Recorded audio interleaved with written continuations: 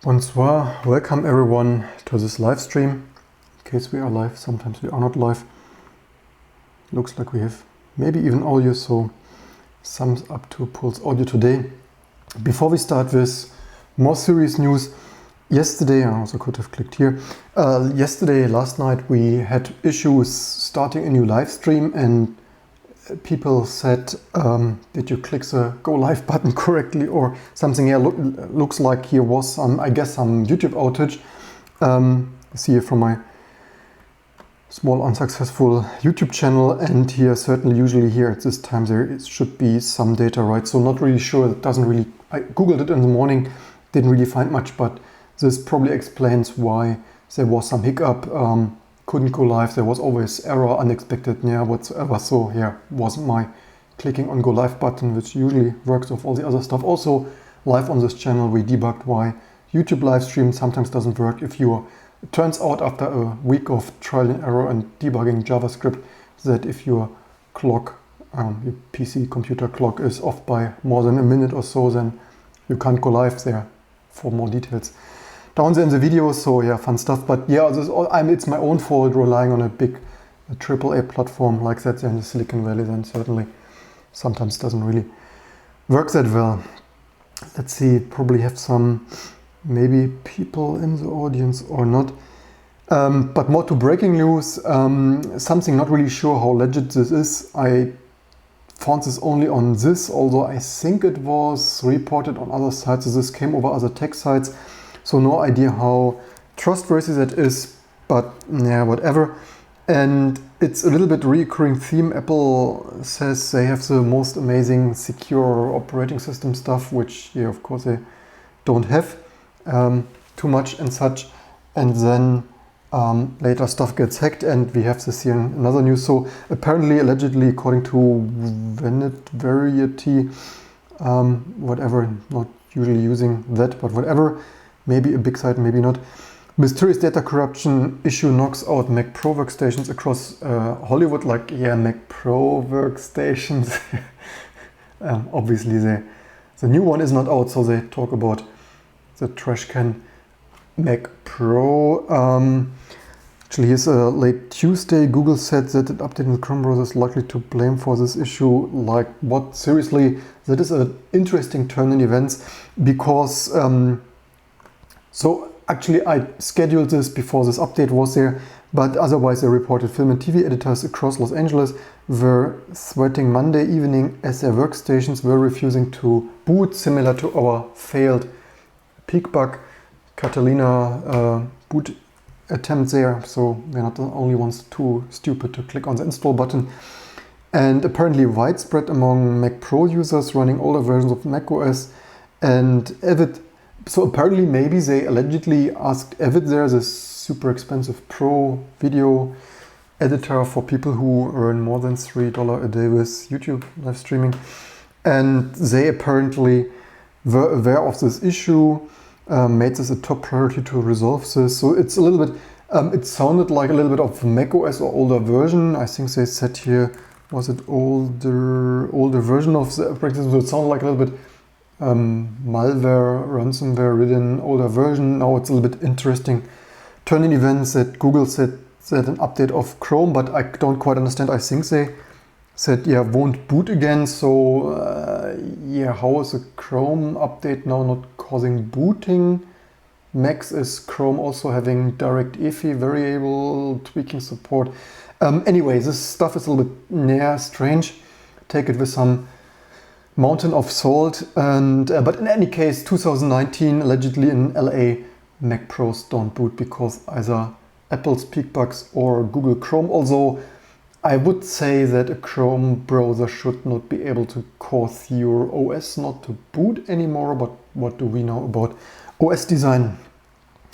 Let's see. Hey, comments in the audience. Allegedly due to new Chrome update. Oh, new mind, that's in the article. Yeah, but again, that's an update before I scheduled this. Usually, previously I accumulated news for 1 week, then it became too much. Now I do it every other day if there's something newsworthy. So nonetheless, also my Macs with Chrome still boot, except the Catalina update, which even without anything doesn't boot. Yeah, whatever. But again, normal application updates, also browsers nowadays, of course, are a little bit their own operating system in its own, and way too large and way too spaghetti code, complicated, all in mostly one address space, except sandboxing. But again, it should not break your OS from booting. In similar amazing security news, Apple has issued here some knowledge base article, or what does HT stand for, whatever, that apparently they warn users that third-party keyboard apps in iOS 13 and iPadOS can allegedly spy on you and do network transfers. So an upcoming software update will fix an issue that impacts third-party keyboard apps. The issue applies only if they install third-party keyboards, and those extensions can be designed to run entirely standalone without access to external services, or they can request full access, providing additional features through network. It's also here, additional features, network access is exactly what you want in your keyboard, right? That all the stuff goes to Silicon Valley headquarter or China, Russia, NSA, you name it. And it is of course hilarious that well, the issue does not impact built-in keyboards, yeah, no shit, Sherlock, but Apple goes to so many lengths and efforts to do all the code signing, to all the code review. So this is all curated, right? And there you see what a bullshit this is, the security theater. They review and curate everything, all the updates and all the stuff, and yet they warn, wait a second, we approved and curated something. It's a recurring theme of this channel, that we have tons of issues with this stupid App Store review, builds disappearing, they force us to use another icon because we had the same icon for XTechne and XTechne Pro. They have all kinds of accessing contacts which we don't do, and all this kind of random stuff. And yet, even on this massively reviewed and curated platform that is iOS, they apparently approved keyboards that do more than they're allowed to do, or additionally they release an OS update that gives those apps more privileges than they were supposed to have. And maybe why have you then not released this update and waited a month? Which, fun fact, this was not so big. Apple iOS lock screen. There is a new, I didn't find it too noteworthy, that access features what? Access calendar or something, voice, whatever, assistant. Didn't find it too noteworthy. Yeah, I don't even find it right now. It was in the news that you could iOS access home, or is it no lock screen? Lock screen. iOS 12, maybe that helps. And features from here, of course, somehow. Scoops can bypass here, something of that sort. And I didn't even find it too newsworthy because it's a recurring issue. And Apple, so the security researcher told them, or YouTuber told them months before, and Apple was aware, I think, as far as I remember, for over a month, if not two or something like that. Of course, the combination is a little bit go back and forth and enter and something. And yeah, so Apple went ahead and released iOS 13. Scoops can bypass iOS 13 lock screen to, yeah, so maybe iOS 13, apparently, according to this. And this company, who says privacy first, security first, and so on, is releasing an iOS update where you can access some contact detail and personal details without entering the password and Face ID and Touch ID. This is a little bit hilarious. So yeah, so much to their amazing review. In similar security news, and that is a little bit of a good one, just here fresh from Twitter from September 22nd, some Graham Sutherland, polynomial DSS, although maybe this is not his real name, but whatever. He got frustrated with his Gigabyte RGB control stuff, and yeah, also we did this on this channel on Asus with Linux, even in Rust here, amazing stuff. And He wanted to really turn his GPU LEDs off because certainly, yeah, stupid RGB coloring LED blinking light stuff that people like you and me probably don't like the most. So what do security or infosec or so people do? He caved in and started reverse engineering the RGB fusion, and yeah, of course, popcorn waiting to happen, right? And it started to, yeah, and oh God, what did I do that? It's so horrible, cursed. So it exposes apparently some PCA GPOs, so it can bit bang the WS2812B LEDs in user mode. So maybe we get in the details later. Driver can direct access read-write to one on those SMB ports. Actually, it might be more than that. So that and so they export some of the ICSP flashing interface to a microcontroller. Driver object has no access control list, and later the latest item in the release changelog is fix some security vulnerability, and yeah, so they in the changelog they have fixed some security vulnerability when the whole thing is wide open. Here is some endless screaming, namespace Gigabyte, public class MCU, valid operation, something, and yeah, some fine reverse engineering. You get the idea. And so what apparently is happening, he too up, so this is probably visible here. Let's see, byte array, num array, bytes, new bytes, block copy. So this is apparently each time they change the RGB color, they upload a whole new firmware according to his reverse engineers. So they do here, what is the function, apply patch. So they patch the firmware apparently, maybe, and upload here num byte array length, number of divisions or something, byte array. So if IT block read write, then read write failed, exception. So according to this analysis, they each time the LEDs should change, they upload a whole new firmware to this microcontroller. It's of course hilarious, right? This is not how you do it. I mean, you really need to be a totally creative or strange engineer to implement an RGB color change with a complete firmware upload. Of course, normally you would have some real API, like just send some byte or index like RGB, like LED index I and color whatsoever RGB or whatever, and not copy a whole block of firmware to a microcontroller. Everything even unsecured without access control list. So apparently any program could, if they open those driver, write to anything on the SMB bus,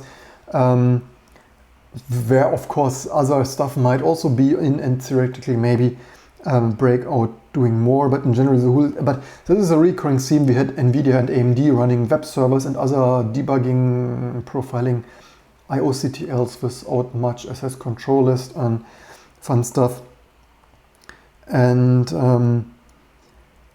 yeah, this became apparently totally popular. Then he reiterated here the stuff for mere mortals of the driver executable is placed in writable location, so meaning from a non-admin account you can even replace the driver with one that can leverage it against admin kernel code execution, e.g. like the old ASUS ASMM AP driver doesn't. And yeah, this is exactly why I don't run Windows, why I don't run third-party drivers, also not for Linux. I don't want to run this NVIDIA driver. I have already enough time of doing all the ARM stuff and all the other stuff, which by the way, hey, this benchmark is just maybe over or something, error, check log, what? Okay, anyway, if it was still running in the beginning of the stream on the Raspberry Pi. So yeah, this is why I don't run third-party drivers, not binary-only drivers, because you never know what is hiding inside until you reverse engineer them. Fun fact, the Lynx 3D driver that I opened in Idea Pro the other month for the Silicon Motion first time ever 3D enablement here live on this channel, I only poked a little bit into there because I wanted to quickly scroll through and maybe find where the texture size registers are used. I didn't find it instantly. The Idea Pro didn't give me the best view of this vintage 2-decade-old Windows 95 style code. However, what was immediately visible is that this driver, even the Silicon Motion of their unsuccessful one-man driver shop fame, was even using lots of executables like this game, that exe. So there were 20, 30, a lot of executables like strings in there and comparing, and certainly workarounding or special casing tweaking. And yes, this was even 1996, 1998, 2000 of this unsuccessful Link 3D fame that even nearly nobody was using, right? And even they had their 30, 40 executable name matching stuff for whatever was going on there, actually, that we had already. In more amazing news, Xiaomi's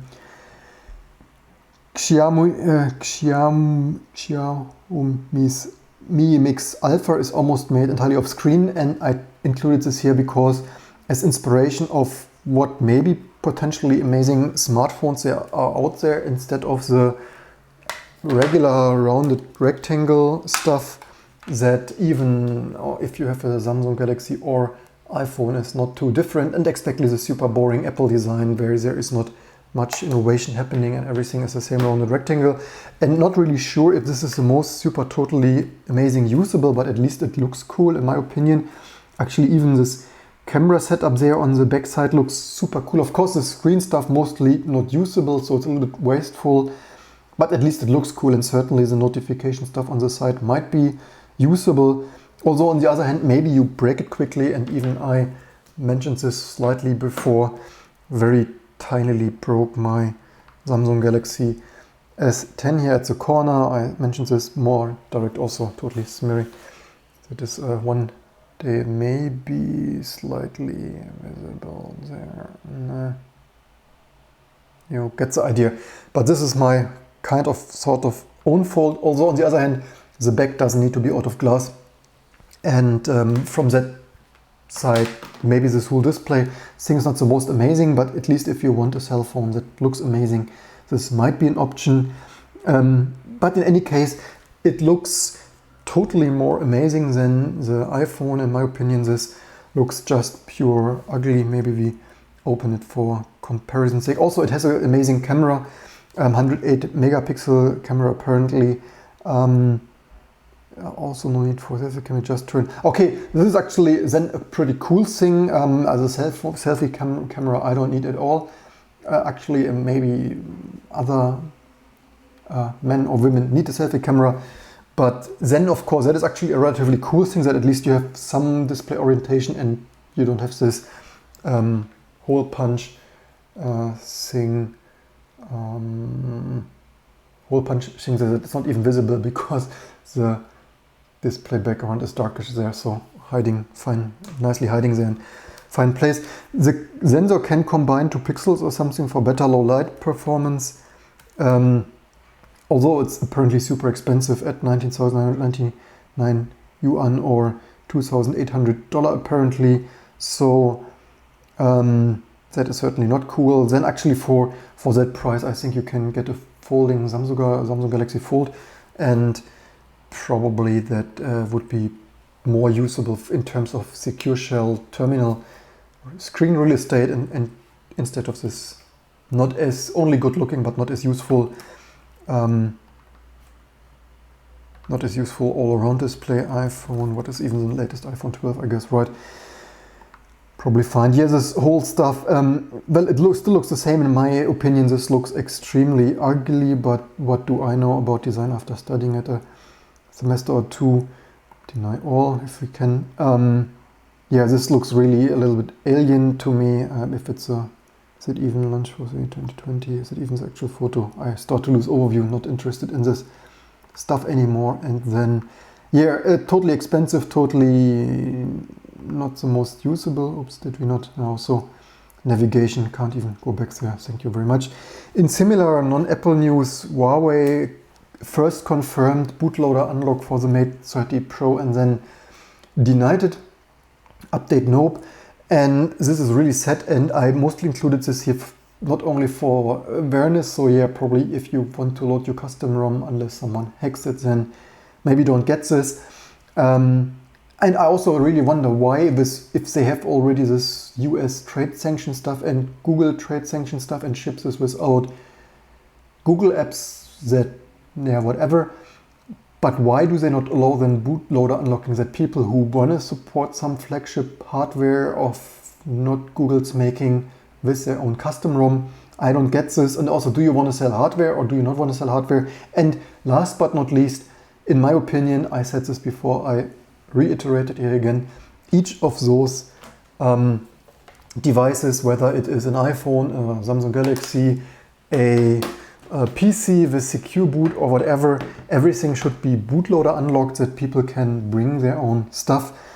If you do not lease or rent the hardware, you purchase the hardware. And reiterating stuff here, especially on Android, but even on Apple, after a couple of years, eventually they will soon, knowing Apple, they will very soon support me updating this 6S. And maybe I want to bring my own Linux or Android then, because I still like it or whatever. And then I can't without hacking it. And the same applies to such kind of Android phones. You already buy into an off-brand, and then you can't even bring your own software. But in any case, it doesn't even matter of AAA brand or another brand. I want to own my device, and that means installing my software. And this is the same with Apple's App Store review and such kind of bootloader unlocking. This should be forbidden in my opinion. Maybe our next effort there in the maker community or open source creator community, that we should maybe after Right to Repair also start an initiative for right to fully install software on your hardware, because again, you are not licensing hardware, you are purchasing hardware, you're not renting it, you're not leasing it, you're not borrowing it, you whatever. So yeah, they want even the other phone you have seen, $2,000 something. This is certainly also not too cheap. Do they have a price there? Maybe not. But yeah, I also don't get this. What has you? Okay, actually in some article did say security concerns here. Due to security concerns, like seriously, bootloader unlocking is not that someone over a WebKit exploit unlocks your bootloader and whatever. If he's already on your phone, he's on your phone. This is purely about controlling users and making sure they can't update software in a year or two or 3 years, and making sure there is demand for new smartphones or any other devices. Hi, comments in the audience. Let me detach that for better sign. Yeah. So let's see what is going on in the comments. So Lessek, listener, at the moment glassback can be protected with a case, at least the normal glassback, so much won't save. You need to take the case off. Well, you probably could still have some rounded rubber thing or transparent stuff, although yeah, maybe not on the side. But again, don't really need too many selfies or whatever. Actually would like to have Google free flagship. Yeah, this is also the thing, right? People make such a big thing about there is not a Google app, but yeah, do you really want, except maybe the only thing is Google Maps. All the other stuff, you can get any other email, you can use DuckDuckGo or Yahoo or whatever, not a paid advertisement. Exactly, people would want a Google free thing, and yeah, but also give us bootloader unlock.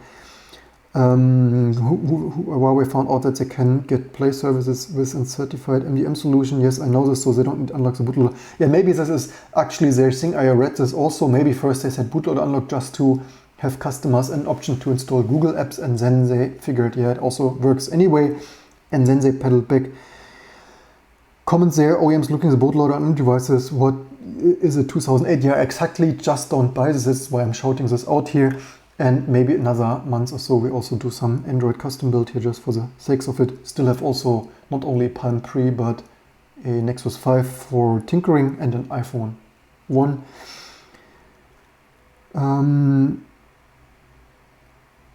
They're in their humble opinion also think they should allow unlocking here. Say they should allow, and it's up to the user in my opinion if they want to install something or not.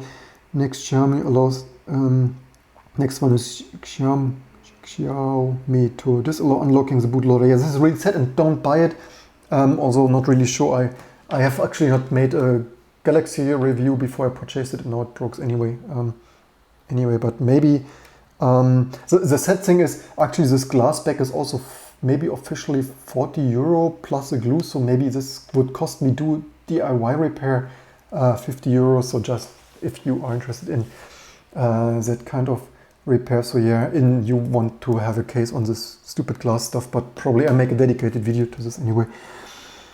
A friend, so they remember, hey, helping a friend hacking HTC Aria, enable unlocking his bootloader back in the days, yeah.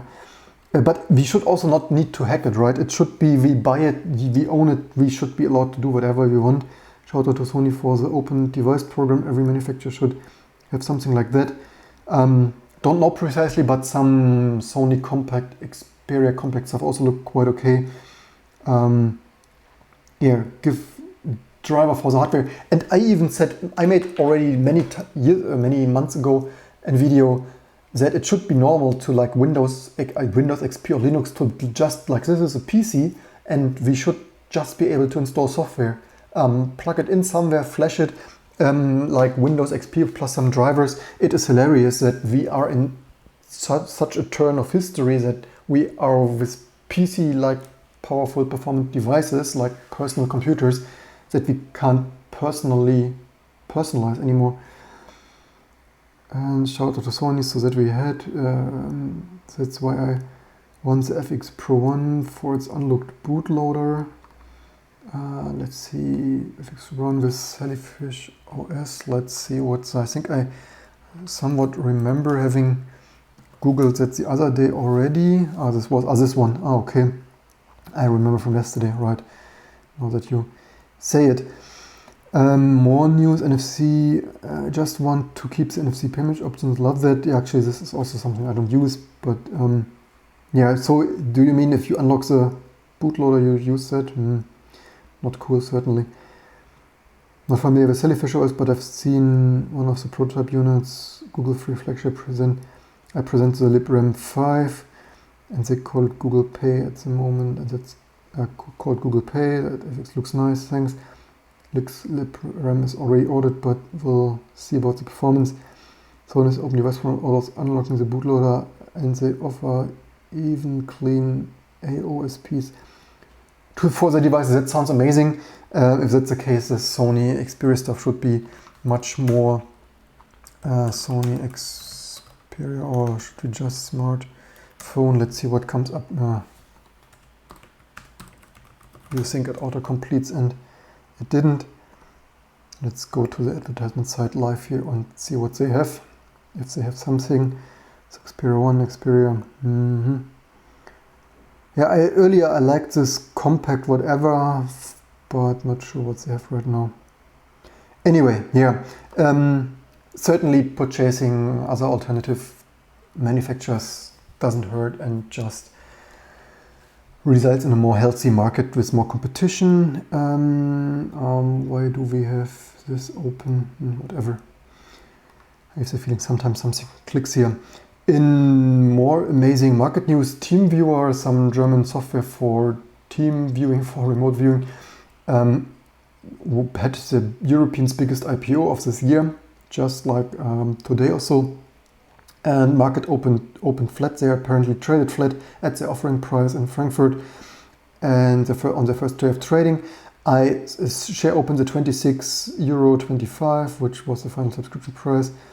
And what is really crazy, we open source people, we either live with no income or with $3 YouTube AdSense a day, and companies who do like totally unnecessary software. It's like, why do people use it? Because people don't know how to use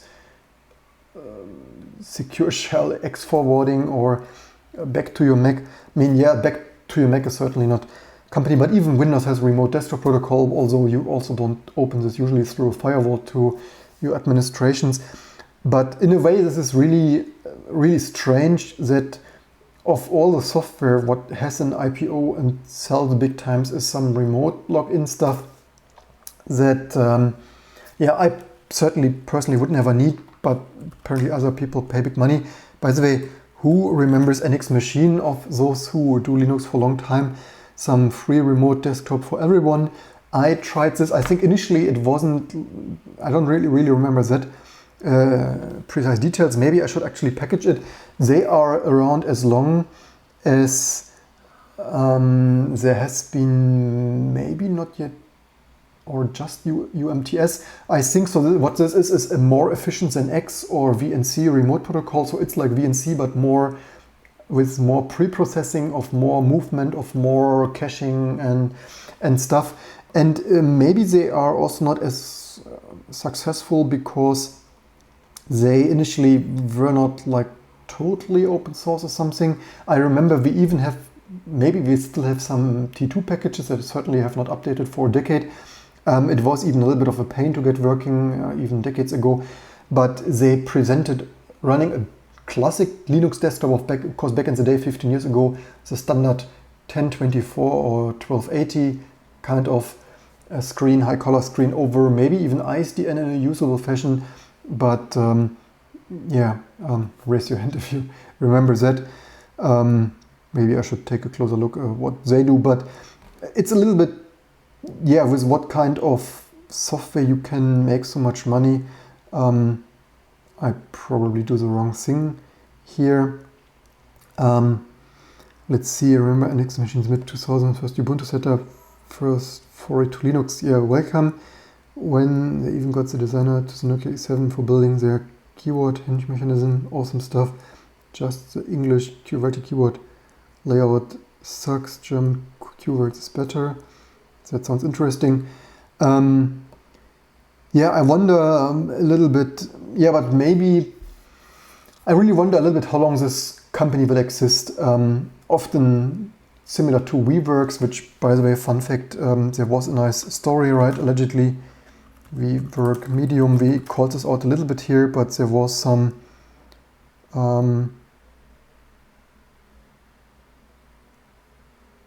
maybe this one, not sure.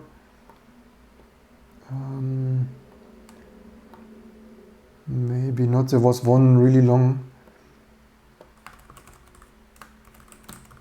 Anyway, now they have fired there. I mean, they claim to be a technology company when they are just a landlord company and even a totally money wasting and money Ponzi pyramid scheme kind of, allegedly, apparently, according to some articles. And then this is so funny, claiming to be a technology company when all we do is rent a shared working space. Funny stuff in 2019. In similar funny news, there is support of Unix version 6 here. XV6 is a re-implementation of Danny Ritchie's and Ken Thompson's Unix version 6. XF6 loosely follows the structure and style of V6, but is implemented in modern RISC-V multiprocessor using ANSI, inspired by this and so on. So yeah, if you want to boot something, apparently this runs in QEMU. Apparently, so, and QEMU compiled. By the way, do they write here RISC-V? So apparently only the 64-bit version, I guess. So if you want to run some fancy vintage Unix ported to your, and also not only typos on my channel, but apparently also the closing brackets there. If you want to have some fun stuff to play and some operating system to review here, that is maybe something to play, also maybe virt.io and stuff, which, by the way, we could take a look into this header just for the fun of it.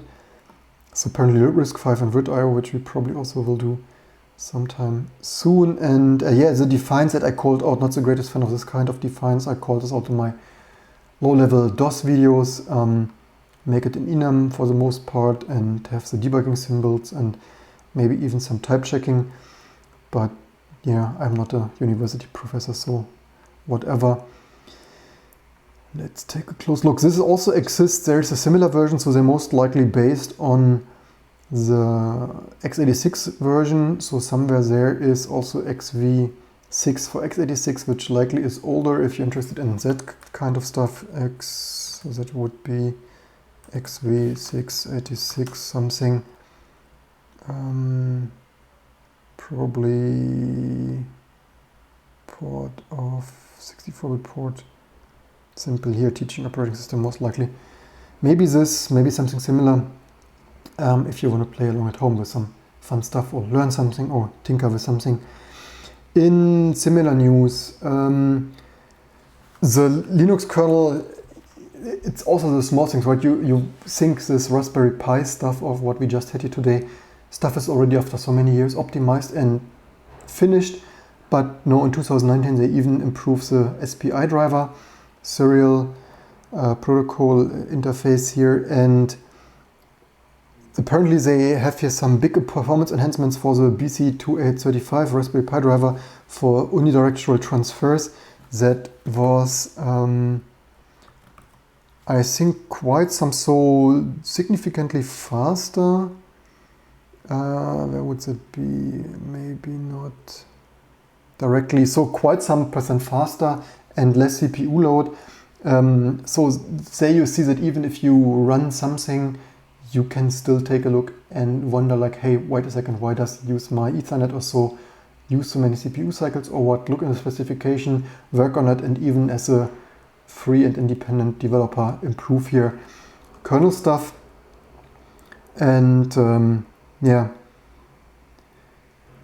people already longing after that here in the comments. Let's see. Well, TeamViewer is not few, so comments in the audience. The fact that TeamViewer is free means it must extract value from you in some other way. I thought they are like professional subscription. No, I have only ever used it for free when a customer desperately wanted me to look into something. You know, the usual customers who desperately run that. So I indeed only have run the free software and the free version. And by the way, I keep a aging MacBook just for this, so I don't run such kind of software on my main machines, and I would, and yeah, trust, right? You see where we are with machines. Maybe I really, yeah, although I need to thank you each and everyone for tuning in and subscribing, sharing, and even Patreon, amazing stuff. I really so like to look into more like really state-of-the-art research. What I said with Android apps, having a connection list, like not even trusting anything, and if you open some game and it makes a network connection, say, hey, this game, like Flappy Birds or something, wants to make a connection to that server. Do you want to allow this, yes or no, and stuff? And even in your browser and website, always be able to see a connection list and stuff. And because in such a way where people even in this channel said they would want more amazing desktop Linux exactly for like macOS features like a global menu bar or sandboxing, and this is exactly like this. Even on macOS I wouldn't trust this TeamViewer, and I use one of those aging Macs there. If a customer, well, it doesn't happen often, but if we log in, we usually avoid this at all costs for also many reasons. But if we sometimes do it, we always use some old piece of garbage Mac just for that reason. So yeah, but I think they were professional subscriptions, I would think anyway. So we'll touch TeamViewer with 50 food poll. What's the issue? It's handy to manage PCs of my family, no setup, and free, free and still huge IPO, but probably also business customers. They got the dinner. Okay, we had this. Startups make an app which is doing something popular, make it cool name and logo and market it, will do the rest. Yeah, also like VWorks. This is of course totally crazy. We had this. I had this open. I did, but after my initial VWork medium, that did say scam or something allegedly. Maybe that one is VWork fraud. Is it from some weeks ago? September 6th, maybe this one. Allegedly, so yeah, this looks about right. So why do I call this out? And by the way, allegedly, I have no idea. Read this yourself. Maybe it isn't, maybe it is. Although I think they just fired their CEO or someone. In a nutshell, so and again, there is nothing technology, right? They are zero technology, and then even famous actors like Kushner or someone promote this as technology app when this is, hey, this is co-work sharing rental, old-fashioned 100 years old business landlord stuff. It's not a technology company in any way, shape or form. No income is derived from the sale of products or services delivered by a technology. They owe 47 billion in lease commitments, claiming WeWork as a technology company is one of the many indications that illustrate how they may be intentionally seeking to mislead, defraud existence and so on. Allegedly, apparently, maybe I have no affiliate or only sharing here some write-up. When asked with inspired him to create something, WeWork posts full year, and there you see creative.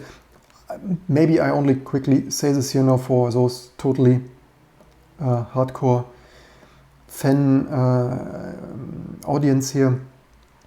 WeWork's full year invoices, so they post full year invoices for the year ahead this year to inflate the revenue. Then, so they apparently maybe like this year they double, so not only the ongoing but the year ahead. So this is also how you can inflate your revenue, right? Not only the current year but also the next year, which in Germany is also, as far as I know, but I'm not neither a legal nor financial expert. In Germany there's also active and passive Abgrenzungsposten, I would think so. As far as I know, this would probably, is it active or passive? Maybe this is active, but I don't know. I didn't study finance. I guess in Germany this would have to be explicitly listed in the Bilanz, as far as I understand. So apparently, if according to this article, if this is true, I have no idea. Don't sue me over that. If you think this is differently, then just post a friendly comment below there explaining your stuff, which probably is why I should not even read this. Then they heavily discount those invoices they are already raised and treat them as expenses. Then they pay whichever broker secured that lead 100%, yes, 100% of the contract value. Note the industry standard commission is 10%. Neither the discounts nor the 100% in commission payments appear in their financials as they are community adjusted. They also do the opposite. They turn expenses into revenue. So imagine a landlord agreeing to discount their rent by 250,000 to offset a portion of their build cost. Standard practice, WeWork treats that 250,000 as a revenue. Like, oh my God, if this is so, I have no idea. Allegedly, if this is true, then oh my God. But you really, I would not even come to this idea, right? I mean, I'm a computer scientist, math and everything. In my opinion, if this is true, allegedly, you really need to be a special kind of person, like probably allegedly like similar to Donald Trump or so, to do such creative accounting, like double invoicing, community adjusting, having next year in your invoices, giving 100% commission, writing it off as cost and factoring in discounts as revenue. Like seriously, oh my God, I do not even want to look allegedly anyway. Probably should close this instantly, not to get sued here for this alleged creative accounting. But if you read this, then you wonder no more what big companies allegedly maybe sometimes are doing. Let's see, what do we have here? 0 frames. Let's see, where did we start? Custom keyword hard project, micro SD. People discuss the FX Pro 1 here, which is also cool stuff. Startup doing, yeah, we had this. Company have to pay using it. Companies have to pay, yeah, exactly. SP updates, yeah, okay, we had this also. FX Pro keyboard layout. Thanks for talking about the keyboard layout and tactility. Only video I saw it on. If only got a chance to test it again. Please share USB-C hub support. You also mentioned keyboard is replaceable with one screw. Please ask how much replacement keyboards cost. Yeah, cool that you guys like this. In probably after this amazing news, similar amazing news, let's see if we trigger someone again with this amazing news. That nuclear energy, you have it here black on white on Reuters of all serious news. Nuclear energy too slow, too expensive to save climate report. Nuclear power is losing grounds to renewables because, why do I call this out? Not only a huge fan of renewables, so nuclear energy is certainly not green. That some people always say, yeah, it is green because no CO2 emissions, but first of all, getting it out of the earth and then decommissioning it is not amazing. And I certainly don't want to live next to a nuclear power plant, not only in case it blows up, but to the usually elevated cases of some illnesses there around there, allegedly, apparently. And I rather live next door to a solar field or wind farm. And even now big business apparently estimates and writes here in mid-2019 new wind and solar generators competed efficiently against even existing nuclear power plants in cost terms and grew generated capacity faster than any other power type, the annual World Nuclear Industry Standard Report showed, so even they. And also, it is also when people always say, yeah, but no CO2 emissions, we do not even have a solution to store that or whatever. Even in Germany, we want to put it into the ground, which is certainly not cool because wherever that leaks into the groundwater, right, it will never for 1,000 years, let alone 100 years, be watertight. Let's not get us into that illusion. And I would even argue, make a huge storage facility. Yes, it looks like a metal roof kind of whatsoever something. Maybe the only reason they don't want to do it, not that people steal something or crash a plane into it, but I would argue overground facility for nuclear waste is still preferable to an underground one because at least you can walk around it, and in case the roof breaks in or gets rusty or whatever, you can service it and replace it, in contrast to if you expensively dig everything into the soil, then it's not as easy to poke around there where it's leaking in groundwater, but your mileage may vary. What is the site in nuclear site Washington, this Hartford maybe or something.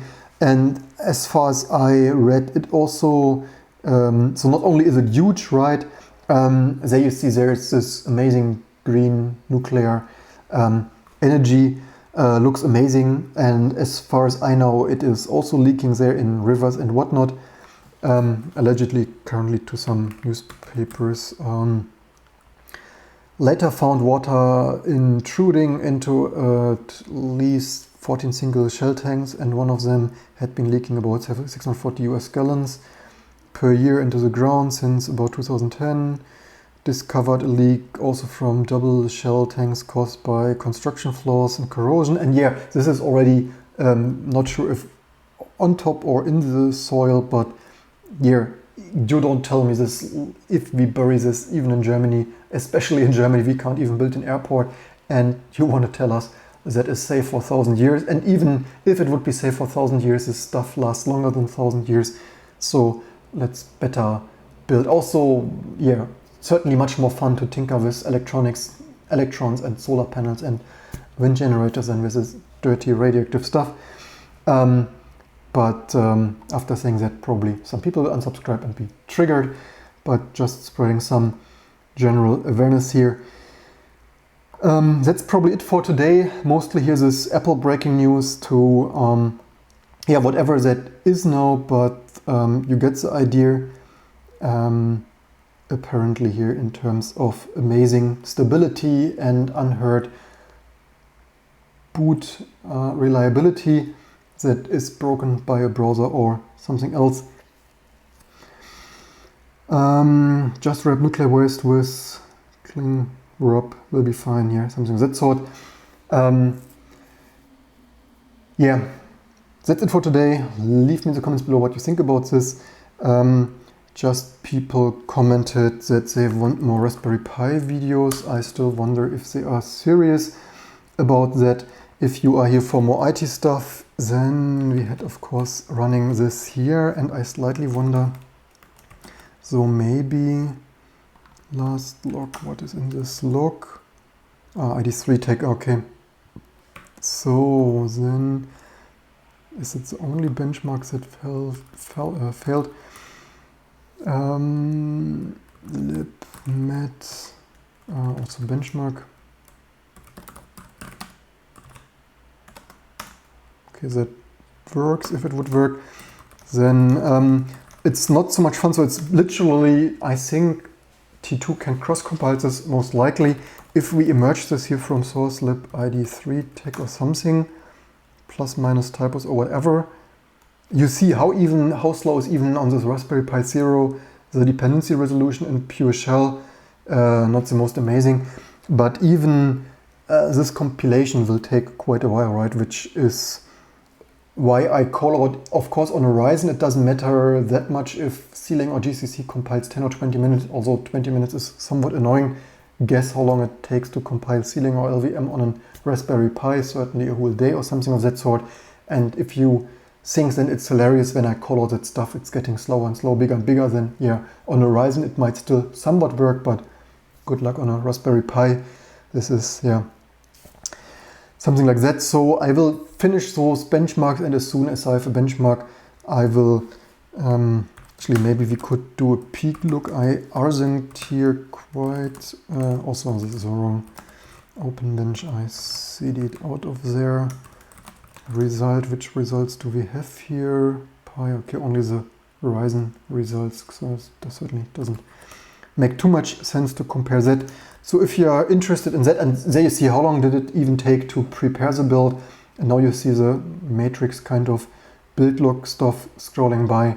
Yeah, everything on your PC slowed down 100 times. So anyway, really looking forward to this result, really curious, but most likely I think the Raspberry Pi Zero at 1 GHz will most likely be faster than an Octane, but time will show, certainly. Let's see, one last look here to the comments, and then we probably call it a day.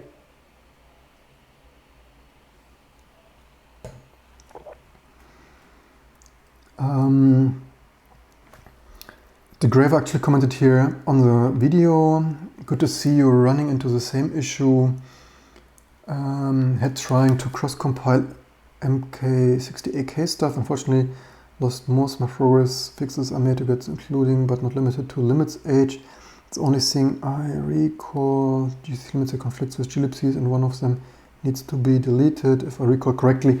Yeah, probably have to review with, I will probably compare this with a native build, maybe more on the G5 or something, where compiling GCC takes only an hour or two and not a day or 3, and compare the result, what is installed by GCC, then on cross versus native, and just diff with diffview recursive, what is there different, and then tweaks the installation configuration and stuff accordingly. The Graver, as you think here, okay, I was just going to ask, are you compiling on an Amiga? I think you said you test booted this on a real Amiga, right? Or was it Amiga 2000 or something? So you're saying, but actually, okay, this actually, then I could also, but on the other hand, it would be really cool, well, you already sent patches my way, which is amazing. Would be really cool if you like this fun project and work on this and maintain and contribute, because I certainly can't do everything. I need to do already all the other architectures. But yeah, if you want to test this again, but it's also a note to other people here in the audience, if you want to have fun stuff without spending either a lot for a SGA Octane on eBay or a Raspberry Pi, and just want to have something on the go. Although the Raspberry Pi Zero you can also take with you. Hey, it even fits into my glass case. But you can just run QEMU, right? So if you want to work with other architectures, but yeah. Welcome there in the audience. Thanks for subscribing. Raspberry stuff. No, I didn't mean you. I meant there was also someone else before there already wrote this user named Polsla also. Raspberry stuff, because cross-compiling almost the same issues I had on MK. Yeah, the configuration is of course identical, and the good thing is, so I've neglected that a little bit the last decade. I only kept it like mostly maintained, as much as we have been in more Mac products here. And not only are we refreshing everything and bringing everything up to snuff and releasing stuff, but of course this YouTube format, as growing as it is, allows me to at least put some effort in there And also we will for sure do some tinkering stuff. So if you want to do some home control stuff like your own Internet of Things, you can even put some controllable thing in your switchboard there, in your like electricity distribution hub there in your home for some Wi-Fi controlled goodness. Of course maybe not the Raspberry Pi, at least with some more IP whatever certified local electricity regulation conforming. But what might also be come next is, I said this again, Piotr said already, and the last days like yesterday he wrote me on Twitter, he will probably soon send this icebreaker, so most likely also coming on this channel FPGA stuff with this open source Piotr's from 1-bit squared fame icebreaker FPGA. That would be super cool with an open source FPGA toolchain with Clifford Wolfs of Rock Linux creator fame, Pico RISC-V. So not only will we have in general open source FPGA fun, but we will for sure not compile but synthesize. So we will with I think this is Verilog, right? So we will have fun with Verilog, with Pico RISC-V, synthesize this with the open toolchain. I started packaging that already, so this also means that T2 will get top of the line, state of the art, latest and greatest open source packages for FPGA, open source IOSIS and all the surrounding tools. And let's see what fun we have with that. Although you certainly can't run Linux on that tiny FPGA, this will, I think, be MMU-less, but nonetheless, any fun is good. We could do their graphic stuff, sound stuff, so maybe some OPL emulation or whatever fun project you can do with it. Also for your inspiration already, if you are looking for some new hobby stuff to do in the winter or reasons to subscribe.